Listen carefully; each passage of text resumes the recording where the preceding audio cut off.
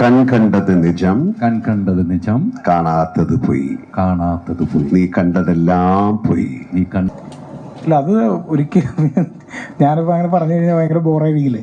അതായത് ഇത് ഇന്ത്യൻ സിനിമയിൽ ഒരു മാർക്കായിരിക്കും എന്ന് ഞാൻ പറയുന്നത്. ഞാൻ പറഞ്ഞത് നാച്ചുറലി സംഭവിക്കട്ടെ. അത് ആളുകൾ കണ്ട് അവർ വിലയിരുത്തേണ്ട ഒരു കാര്യമല്ലേ. ഞാനൊരിക്കലും എൻ്റെ വർക്ക് കഴിയുമ്പോൾ ഇത് കലക്കും എന്ന് ഞാൻ പറയുന്നതിൽ അർത്ഥമില്ലല്ലോ. അപ്പം അങ്ങനെ ആവട്ടെ, അങ്ങനെ ആവണമെന്നാണ് ഞങ്ങൾ ആഗ്രഹിക്കുന്നത്.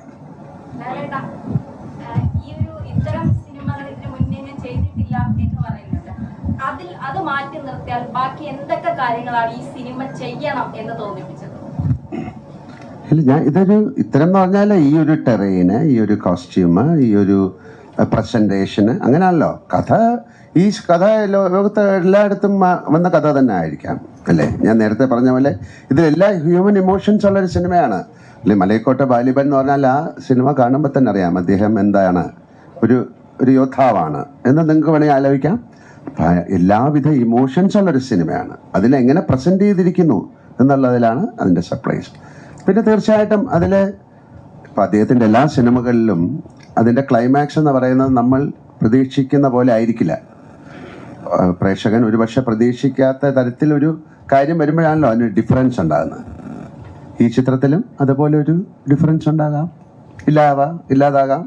അതാണ്. അപ്പം അത് ഞങ്ങൾക്ക് മാത്രം അറിയാവുന്നൊരു കാര്യമാണ്. അതിപ്പോൾ അങ്ങനെ പെട്ടെന്ന് പറയാൻ പറ്റില്ല. കാര്യം ഇതെല്ലാം പറഞ്ഞിട്ട് അയ്യോ ഇതായിരുന്നോ എന്ന് ചോദിക്കാൻ പാടില്ലല്ലോ. നിങ്ങളും കൂടെ ഷെയർ ചെയ്യണമല്ലോ. നിങ്ങളും പിന്നെ ഈ എൻ്റെ മുമ്പിൽ ഇരിക്കുന്ന ഓരോരുത്തരും ആ സിനിമയെ കാണുന്ന ഓരോ തരത്തിലാണ്.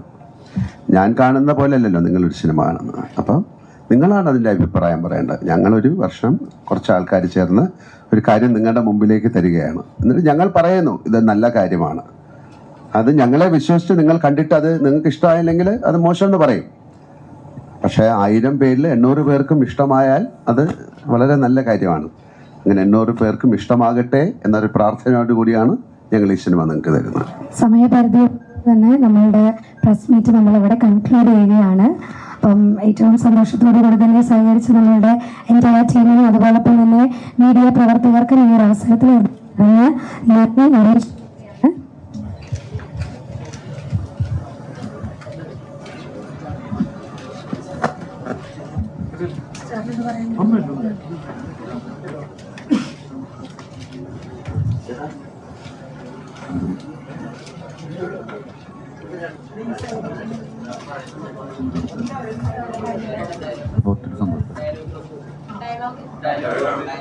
അല്ല ലാലേട്ട ഡയലോഗ് പറയാമെന്ന് പറഞ്ഞിരുന്നല്ലോ. ആ ഡയലോഗ് പറയാമെന്ന് പറഞ്ഞിരുന്നു. അപ്പൊ ആ ഡയലോഗുകൾ അവസാനിപ്പിക്കുന്നതല്ല. എന്തായിരുന്നു ഒന്ന് പറഞ്ഞേ? അല്ല, കണ്ടതെല്ലാം നിജം അങ്ങനെയല്ലായിരുന്നോ? തമിഴില് പറയാറിയാമല്ലോ. പറയൂ. അപ്പൊ നമ്മൾ മത്സരമാവുമല്ലോ. അല്ല, എനിക്കില്ലേ ഒരു ഡയലോഗ് പറയണമെങ്കിൽ ഒരാൾ പറഞ്ഞു തന്ന് അത് മനസ്സിലായി. അല്ല, നിങ്ങൾ കണ്ടതല്ലേ?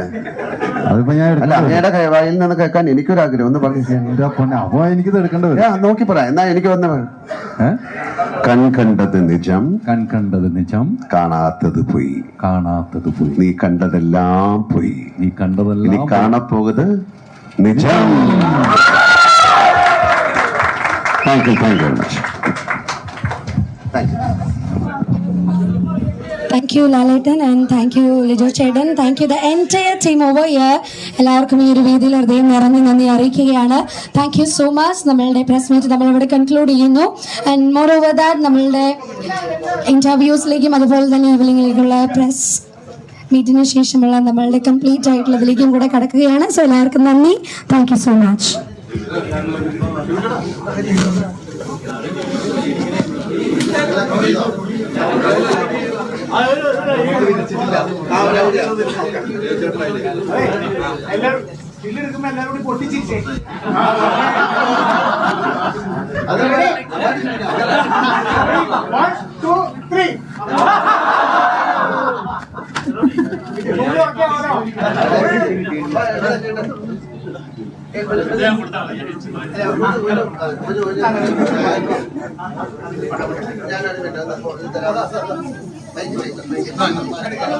ഹലോ. ഒരു പക്ഷേ എല്ലാവർക്കും പരിചയമുണ്ടോ എന്ന് എനിക്കറിയില്ല. ഇദ്ദേഹത്തിൻ്റെ പേര് ചിത്ര കൃഷ്ണൻകുട്ടി. വളരെ കാലത്തെ സിനിമയുമായിട്ട് വളരെ കാലം മുമ്പേ ഉള്ള ഒരാളാണ്. അദ്ദേഹം ഏറ്റവും വലിയൊരു ഫോട്ടോഗ്രാഫറായിരുന്നു. ചിത്ര സ്റ്റുഡിയോ കോട്ടയം ഒരുപാട് സിനിമകളിൽ ഒരുപാട് മാഗസീനുകളിലൊക്കെ വർക്ക് ചെയ്ത ആളാണ്. എനിക്കൊന്ന് നസീർ സാറിന് അതിനേക്കാളും മുമ്പേ ഉള്ള കാലത്ത് ഇവിടെ സഞ്ചരിച്ച് ഇപ്പോഴും സിനിമയിൽ അത്ര സജീവമല്ലെങ്കിലും ഞങ്ങളെ പോലുള്ള അദ്ദേഹത്തിൻ്റെ കൂട്ടുകാരോടൊക്കെ എപ്പോഴും സഹകരിച്ച് നടക്കുന്ന ആളാണ് അദ്ദേഹം. എനിക്കൊരു ആൽബം, എൻ്റെ പഴയ ചിത്രങ്ങളിലെല്ലാം ഉള്ള ഒരു ആൽബം പ്രസൻറ്റ് ചെയ്യാണ്. നിങ്ങളുടെ മുമ്പിൽ വെച്ച് ചെയ്യുമ്പോൾ അദ്ദേഹത്തിൻ്റെ സന്തോഷം. ഞാൻ ബഹുമാനപ്പെട്ട ലിജോയെ കൊണ്ട് കൊടുപ്പിക്കാനായിട്ട് ആഗ്രഹിക്കുന്നു.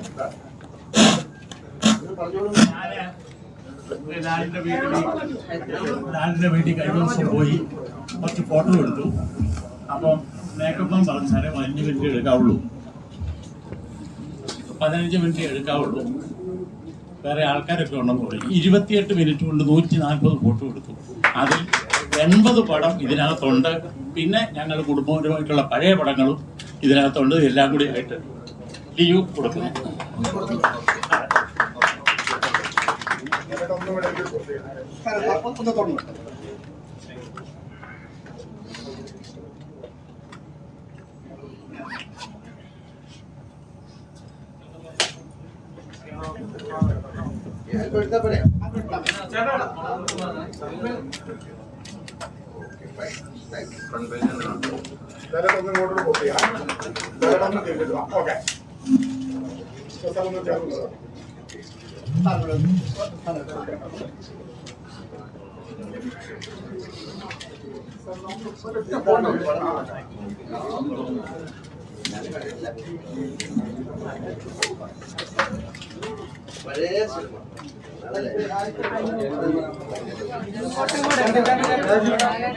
ലാലേട്ട ഇങ്ങോട്ട് കൂടെ.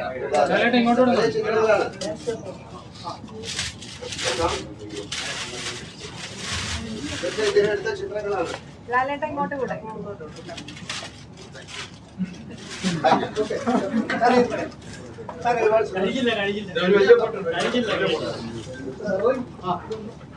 ഈ വർഷം ഇദ്ദേഹത്തിന് സൂക്ഷിച്ചു വെക്കാനായിട്ടൊരു കാലത്ത്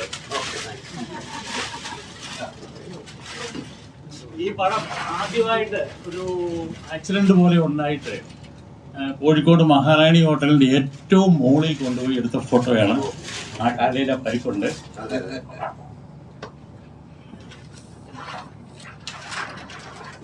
മമ്മൂട്ടിയായിട്ടുള്ള ഫോട്ടോ. ഇത് അന്നത്തെ കാലത്ത് വളരെ റെയറാണ്. ഇവർ ഒന്നും കിട്ടിയില്ലായിരുന്നു. അങ്ങനെ റെയറായിട്ട് എടുത്തിട്ടുള്ളതാണ്.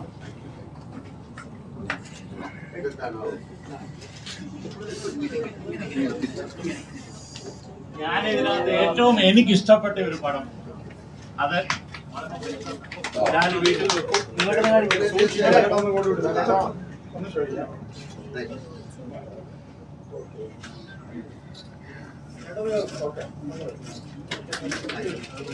ഒരുപാട് സന്തോഷം, ഒരുപാട് സ്നേഹം.